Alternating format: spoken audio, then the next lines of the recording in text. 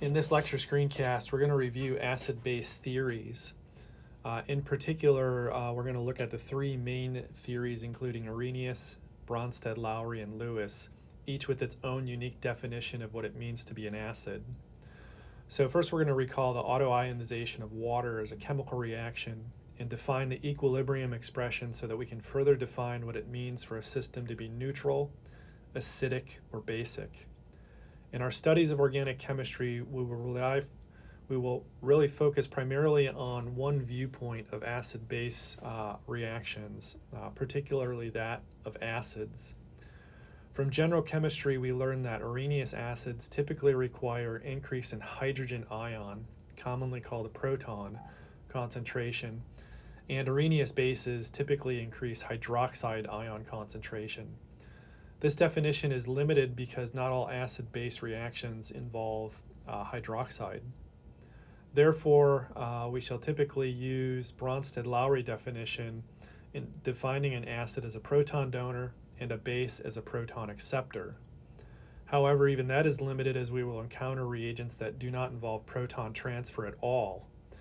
This is where the Lewis definition, the most general of all, fits all scenarios. A Lewis acid is an electron-pair acceptor, and a Lewis base is an electron-pair donor. The concept of acidity is fundamental to our understanding of how chemical reactions occur, and we will deploy this knowledge throughout our studies of mechanisms in organic chemistry. The key concepts in lecture learning outcomes. Upon completion of this lecture, you should be able to do the following.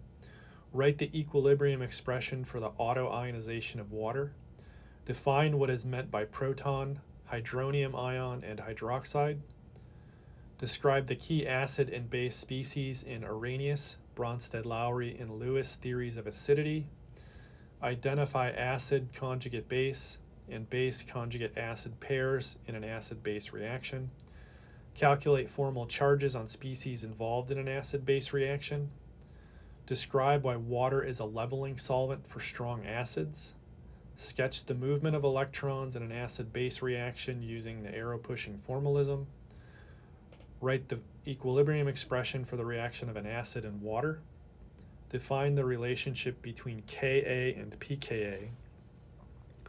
So let's go ahead and get started by looking at the autoionization of water. So if we consider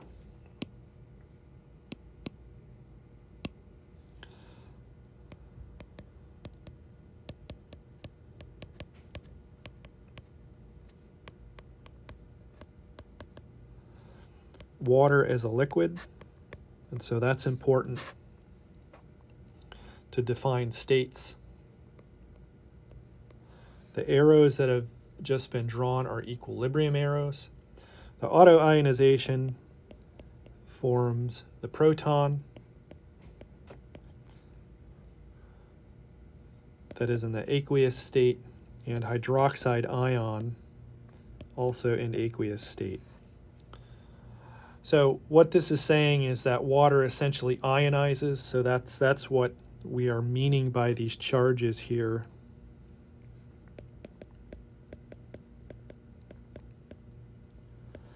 So the proton has a formal positive charge and the hydroxide ion has a formal negative charge.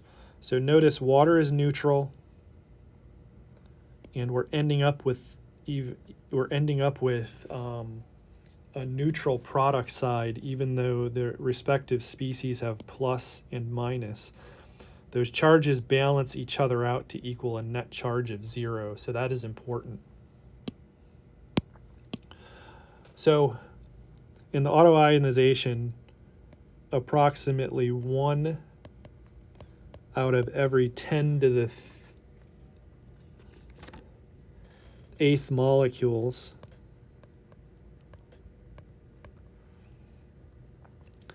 is ionized at room temperature.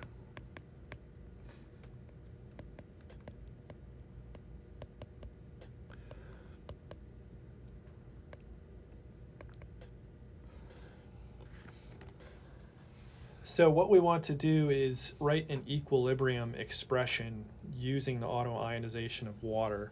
And from that, we're going to look at the different concentrations of proton versus hydroxide and define what those ratios then mean.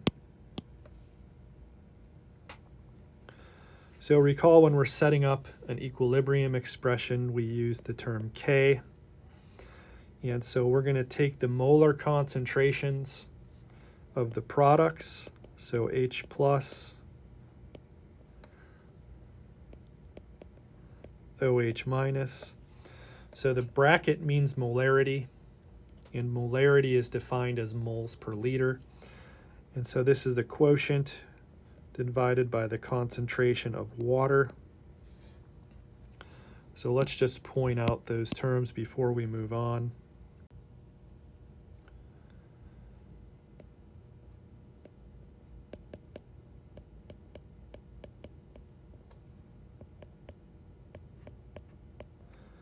Again, the brackets mean concentration, specifically molarity as moles per liter.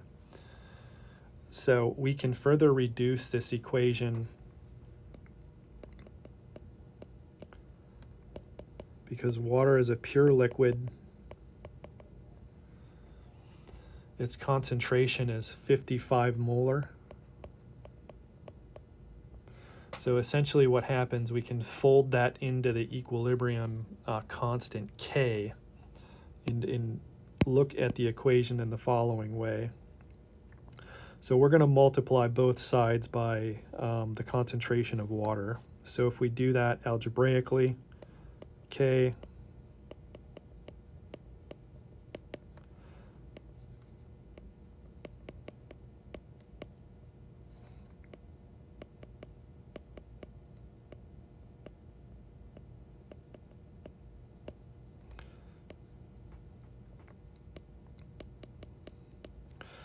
So again, all we're doing is some algebra here, and from what we find, we can cancel out these terms, and so this essentially gets incorporated into the K equilibrium expression. So essentially, this further reduces down to, again, the concentration of the proton times the concentration of hydroxide. So that value is equal to 1 times 10 to the negative 14 at 25 degrees C. So let's take a look at the different scenarios, specifically when these two values are equal, or when this concentration is greater than this concentration, or the hydroxide concentration is greater than the proton concentration.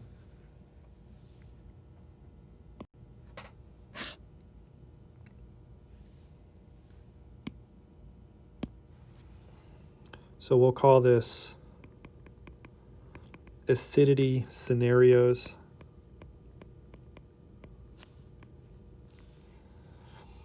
So let's recall our equilibrium expression for the autoionization of water.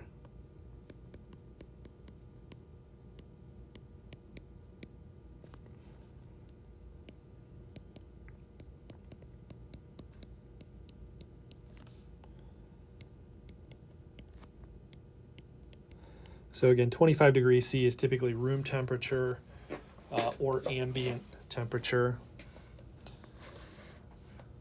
So the following scenarios, there's 3 of them. When the concentration of the proton is equal to the concentration of the hydroxide ion, the system is neutral.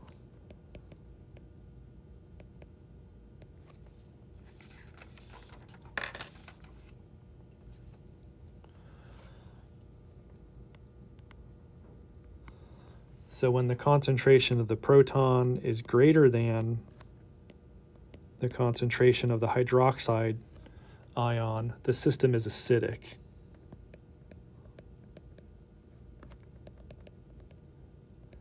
And so this is what I mean by when I said prior, we're really focusing on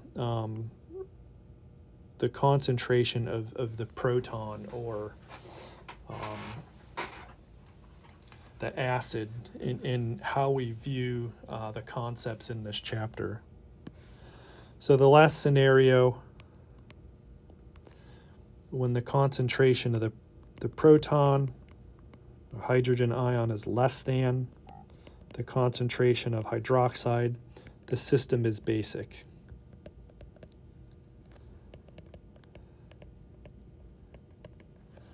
So we have three scenarios. The concentrations are equal to give neutral. Proton is greater than hydroxide. The system is acidic. Proton is less than hydroxide. The system is basic. So what do we actually mean by proton? What is a proton?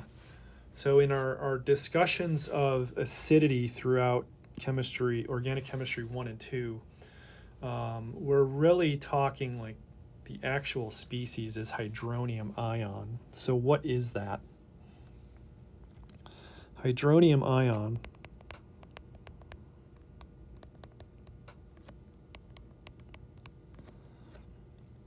is the following. So a proton just doesn't exist in solution. It's solvated. And so the way we represent that is through the following reaction. We have the proton, we have water, and essentially what's happening is it's forming a species called H3O+.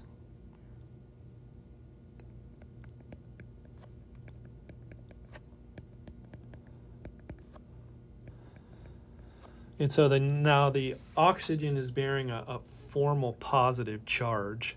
So let's just review how that happens. So formal charge is equal to the group number minus the number of lone pair electrons minus 1/2 the bonding electrons. So for this specific oxygen, how do we get +1? So the formal charge on oxygen is group 6 minus the lone pair electrons, so there's 2, minus 1/2 of the bonding electrons. So we have 2, 4, 6 bonding electrons.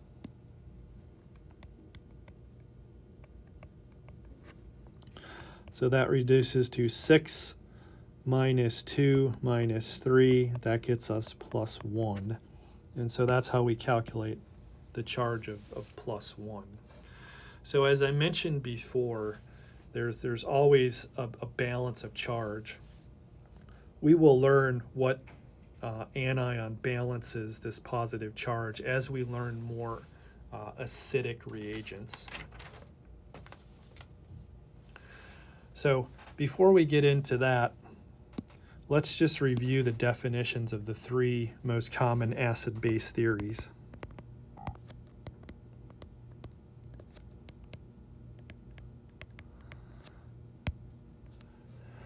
So we'll set up some pretty simple columns here and define how each of these interprets acidity. So the first is Arrhenius. The second is the Bronsted-Lowry. And the third is Lewis. So this is the same Lewis of the Lewis dot structures we've learned so far. So here are the main theories. And how does each of those define an acid? How does each of those define a base?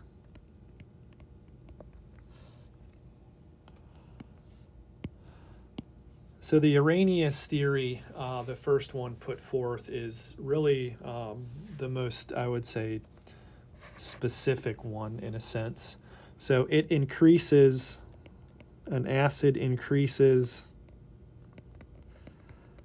hydrogen ion concentration, and a base increases hydroxide ion concentration.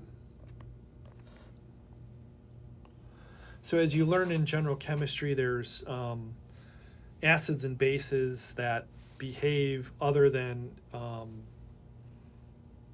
supplying or donating a proton, or bases that don't use hydroxide. So Bronsted-Lowry is defined as an acid donates a proton. So we're moving away specifically from concentration, and we're talking specifically about the species itself. So a Bronsted-Lowry base accepts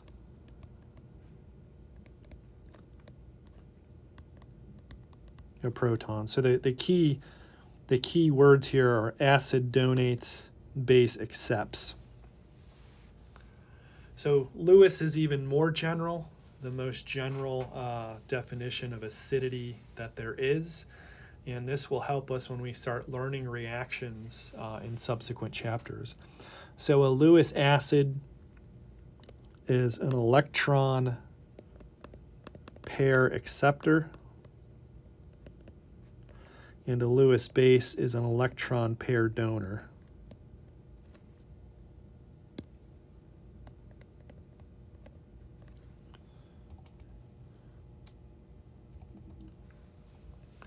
So let's consider a reaction and see how each of those theories sort of fits with a very general reaction.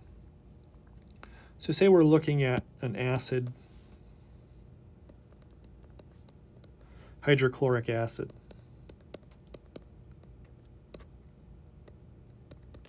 So we know how to assign a dipole moment using electronegativity, partial plus, partial minus. So we're taking that acid and it's being dissolved in water.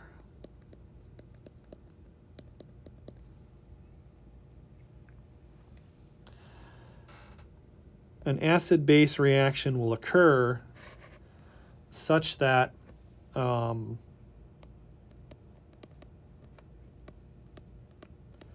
proton is transferred from the hydrochloric acid to the water.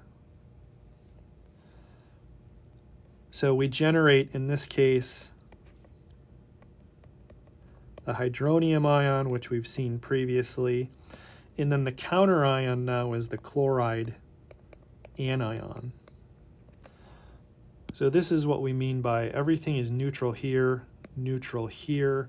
Even though we have a plus and minus, they're balanced out, so overall we have charge neutrality. So every acid-base reaction produces a conjugate base, conjugate acid. So on the product side of this, we can define the hydronium ion as the conjugate acid and the chloride anion as the conjugate base.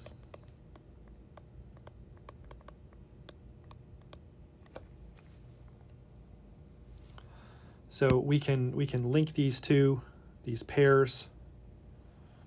So here's the base,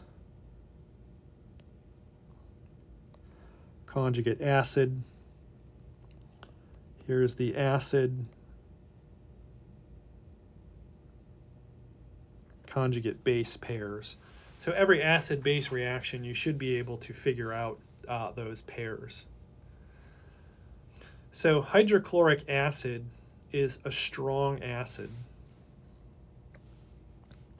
So strong acids, when they react with water, will all form hydronium ion.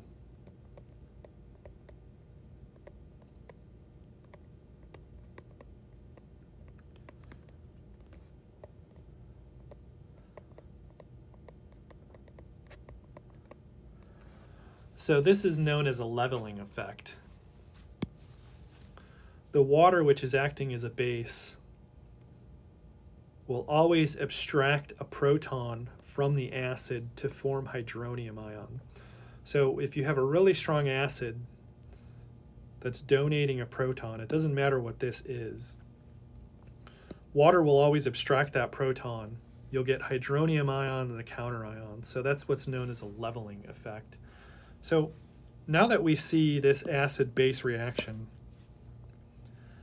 how can we indicate how the proton moves in this case? So this is called the arrow pushing formalism. So essentially we can see that the oxygen of water is gaining a hydrogen that's coming from the acid. So you'll also note that the oxygen now only has one lone pair where it starts off with two.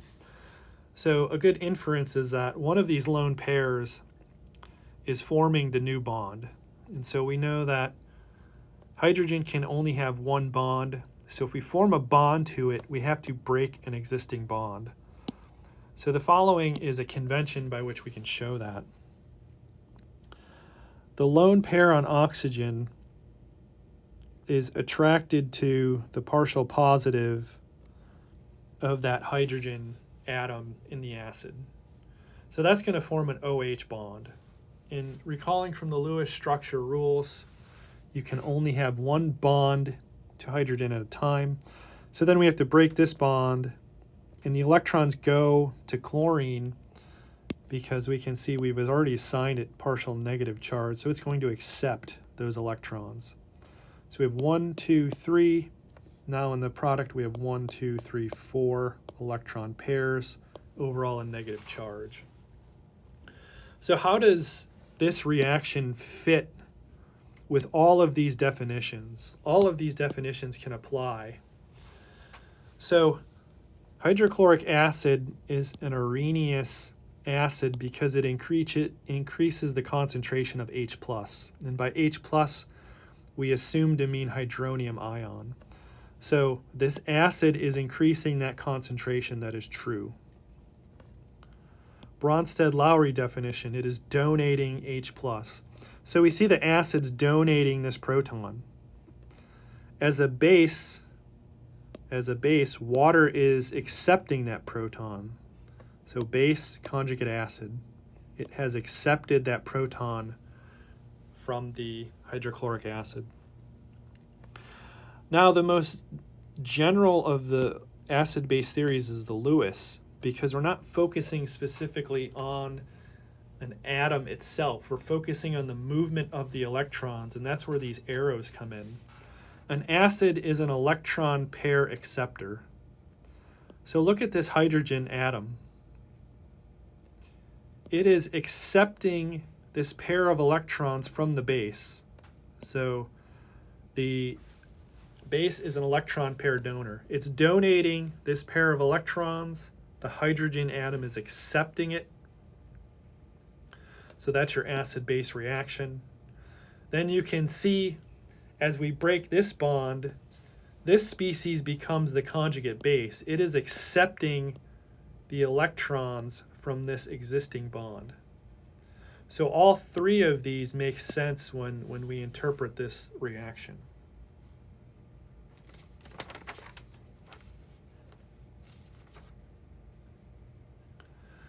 So let's consider another strong acid, sulfuric acid.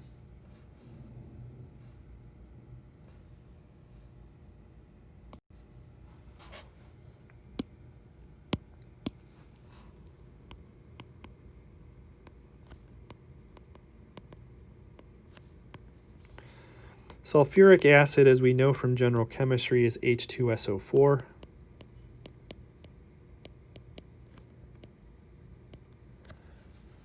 So the Lewis structure of that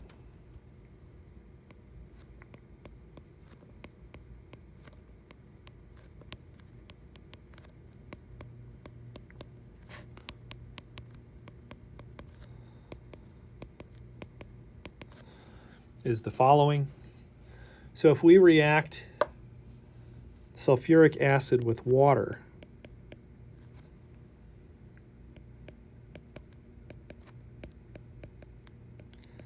So we already know this is the acid because of the name. This has to be the base. So what we see is an ionization to form hydronium and then the conjugate base of sulfuric acid. So if water is the base, it's supplying a pair of electrons to abstract a hydrogen atom. So then we have to break this existing bond, and the lone electron pair goes onto oxygen, which is able to support the newly formed negative charge. So we end up with a hydronium ion. So we've created a plus charge, so we have to have a minus charge to balance that out.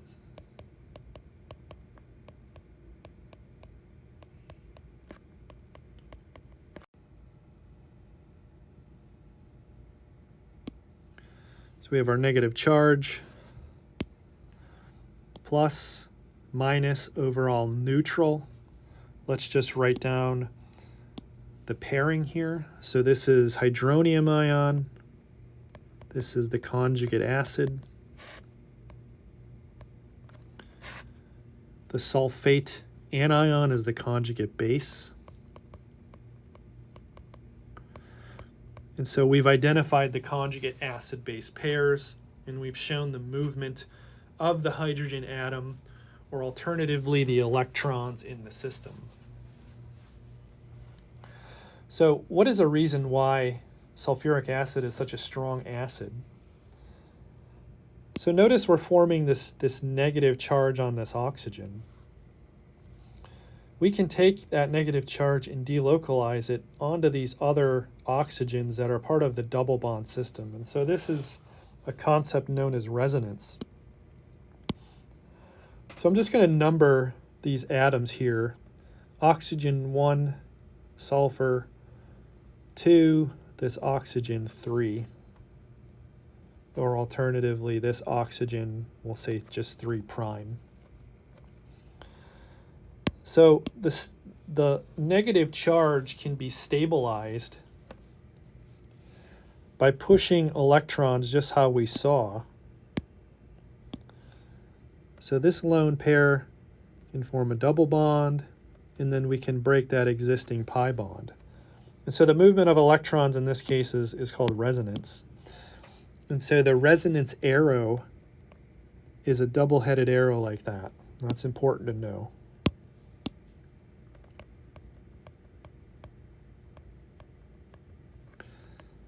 And just like when we learn how to drive our cars on streets, we follow specific guidelines, laws, rules, conventions. That's what we're learning here when we draw all these different types of arrows. It's just a convention of how we communicate information.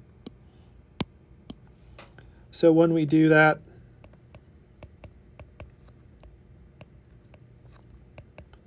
we can see we've delocalized that negative charge. So let me just renumber these. So 1, 2, 3, 3 prime. The negative charge is there. We can further show delocalization by having the lone pair of electrons drop down. We form an OS pi bond. We then break this existing pi bond. And so this is another resonance hybrid.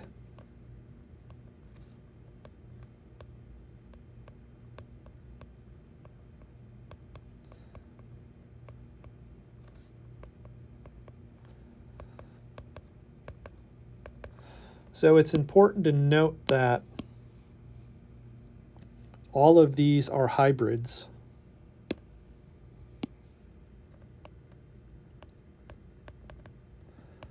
So in our sense, in terms of structure, what that means is that they all exist in the same place at the same time. So even though we sort of draw them as 3 separate things, they're all one thing. So that's what we sort of have to do some mental gymnastics and understanding. that negative charge exists on all three of those oxygens at the same time. So really, none of them have so much of an OS double bond character. They're all sort of less than that, and they all bear a little bit of that negative charge. So this discussion has set us up to really generalize the acidity expression for pretty much any acid in water. So let's look at that.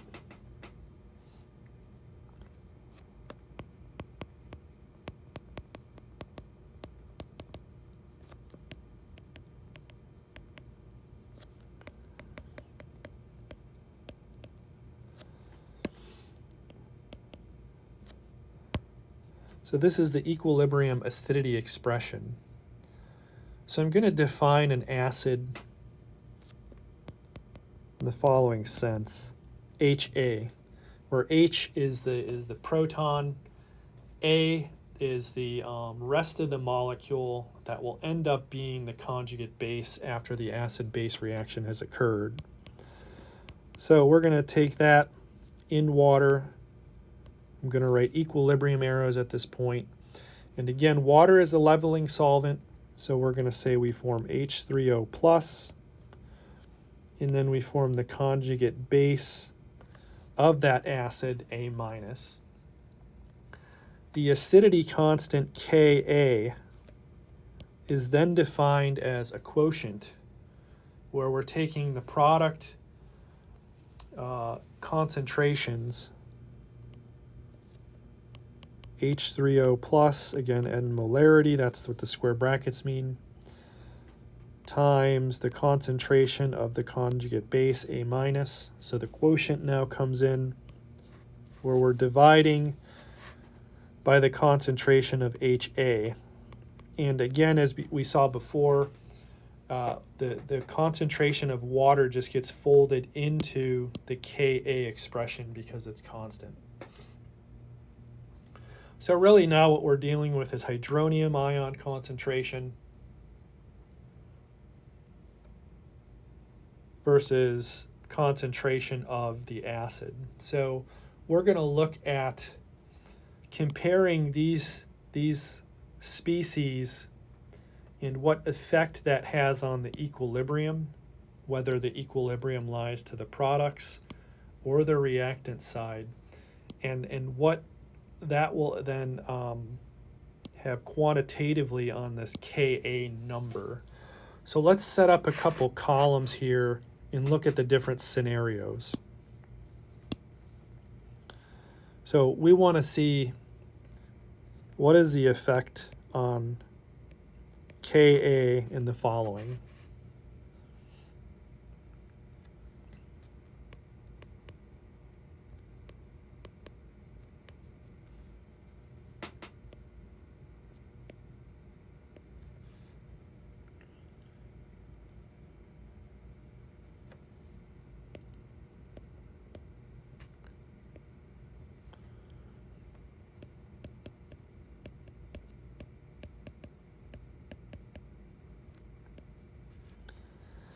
So if Ka is very large, so Ka is large, that means these numbers have to be large and this has to be small. So if this concentration is really large, that means the equilibrium is shifted towards the products. So if it's shifted that way, that means we have a strong acid. And we can say H3O plus concentration is greater than HA. And the equilibrium is shifted towards the products. So again, if we take an acid, we dissolve it in water, and we measure the concentration of this to be very large. So this is large. That makes the numerator really large.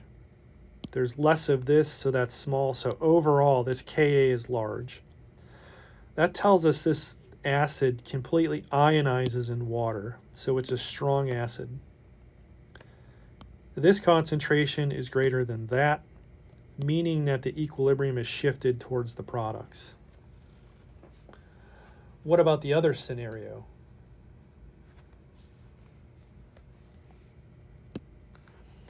If Ka is small, that means we have a weak acid because the concentration of the H3O plus is less than the concentration of the acid itself,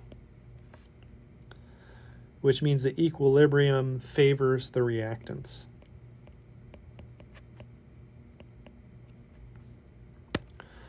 So again, if we take an acid and water and it favors the reactants, that means a lot of this really is not formed. So this number's small.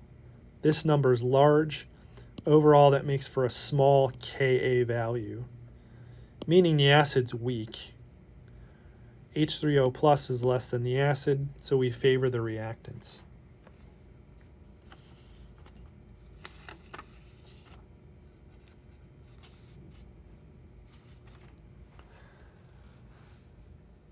So let's recall, because we're dealing with molar concentrations,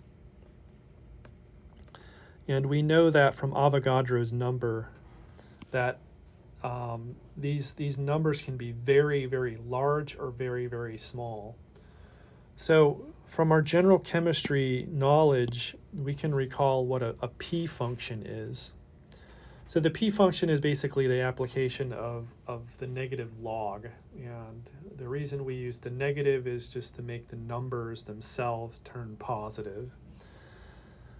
So we can define the pKa is equal to the negative log of the Ka. And again, this is purely a mathematical manipulation because when we're talking about large or small numbers, we're talking about numbers that become unwieldy to think about. So the application of the P function, so P, which is negative log, makes these numbers more manageable in terms of discussing them. So what implications does this have on this concept here? So let's add another column. We can say pKa here. So for a large pKa that's a strong acid, when it runs through this equation, the pKa number then becomes a very small number. So can be negative as well.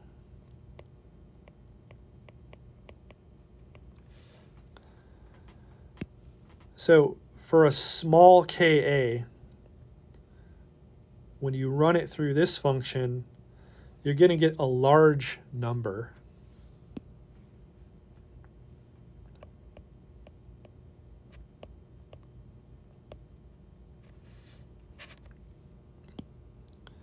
So again, the pKa conversion is simply a way to deal with very large and very small numbers that put them into basically a scale that we can then communicate different acid strengths. So as a preview to that, let's consider the following from the example that we just worked above. So we can go to a pKa table, and we can find that sulfuric acid has a pKa of -9. So again, we said that strong acids will have a small number that can also be negative. Water is acting as a base in this case. So what we're going to do now, since we have identified the pK of the acid on the reactant side, we're going to find the conjugate acid on the product side and look at that pKa number. So from a table, we can find that the pKa of the hydronium ion is essentially negative 1.74. So if we're thinking mathematically, and if we draw up just a little scale here at 0, so positive numbers, negative numbers. So on this side to the left of this scale, these are strong acids. And these get essentially weaker acids.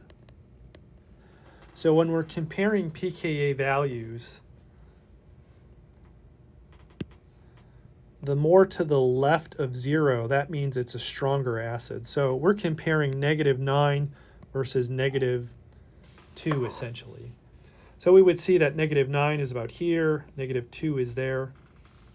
So essentially this is the stronger acid. So when we determine equilibrium, the equilibrium always lies to the weaker acid-base pair. So this number is weaker.